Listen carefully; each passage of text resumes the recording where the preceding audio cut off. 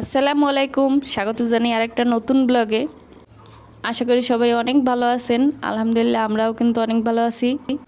সকাল সকাল আমার জামাই কতগুলো মাছ লই আইছে।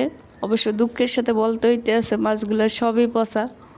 ছোট মাছ দেখলে আমার জামাই কিন্তু আনবেই আনবে, আর সেই ছোট মাছগুলো কিন্তু বেশিরভাগ ক্ষেত্রেই পচাই থাকে। কষ্ট করে মাছগুলোরে কোটা ধোয়া করবো, তারপর রান্না করলে আমার জামাই বলবে কী রান্না করছো, এগুলো তো কিছুই লাগে না। সে মাছ আনলে কিন্তু তাকে বলা যায় না যে মাছগুলো পচা, তাইলে বলে হয় আমি যে আনছি সব মাছই কি পচা। তো আজকে তার সামনে দাঁড়া করাই রেখেই কিন্তু আমি মাছগুলো করতেছিলাম। মাছগুলো কোটা দেওয়ার পর এদিকে আবার মেয়েকেও পড়াইতে হইতে আছে, ওর পরীক্ষা চলে। দুপুর 12টায় সে স্কুলে যাবে, আর 1টার সময় পরীক্ষা শুরু হয়। তো মাঝে মধ্যে ওকে পড়াগুলোও ধরাই দিতেছিলাম। ওকে নিতে আবার আমার মা আসে, আমার মা যায় ওর সাথে পরীক্ষা কেন্দ্রে। তো আমি আর যাইতে পারি না, আমার সাথে 2টা বাচ্চা আছে তো ওদের জন্য। তবে মাঝে মাঝে সুযোগ পেলে কিন্তু আমিও যাই। এই যে মা আসছে ভ্যান নিয়ে, তো ভ্যানে করে নিয়ে যাবে মেয়েকে। আর বাচ্চাদের পরীক্ষা হলে কিন্তু একটু টেনশন বেশিই লাগে।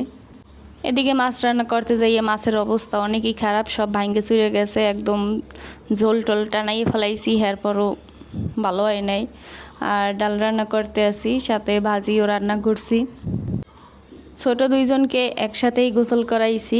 এই হচ্ছে আমার ছোট্ট বাবু প্রীতি। তো ওকে আমি গাটা মুছাই দিতেছিলাম। গরম যেদিন বেশি পড়ে সেদিন আর পানির ভিতর থেকে উঠতেই চায় না, 1 ঘন্টার উপর পানিতেই বসে থাকে। ওদেরকে খাইয়ে দাইয়ে গোসল করিয়ে ঘুম পাড়াই দিছি। এদিকে বাদবাকি যে কাজগুলো আছে ওইগুলোও করব। বাড়ির আঙিনাটা অনেক এলোমেলো হয়ে আছে, আজকে যতটুকু পারি ততটুকুই গুছাবো। সংসারের কাজকর্মগুলো যতই করবেন অতই আরও বাড়বে। তো চোখে দেখে করলে সব কিছুই আসলে বাইরে যায় কাম। তো এইগুলো করতে আসি, গুছাইতে আসি, আবার কাজ করতে আসি, এইভাবেই আসলে সারাটা দিন কাটে যায়। যতই কাজ কাম করেন আর না করেন, বেটাগুলোর আসলে মন পাওয়া যায় না। হেরা টাকা ইনকাম করে দেখে হ্যাগো কামি কাম, আর মোরা যদি সারাদিন খাদ্য মরি হেলে মগো কাম কাম নাই, এগুলো হয়েছে সব আকাম। মোর তো মনে হয় বাংলাদেশে 80% মহিলা গই মন নাহান অবস্থা। তো এই যে ঝাড়ু টাড়ু দিতে আসি, তো বেশিক্ষণ কিন্তু মুই আবার ঝাড়ু টাড়ু দিতে পারি না।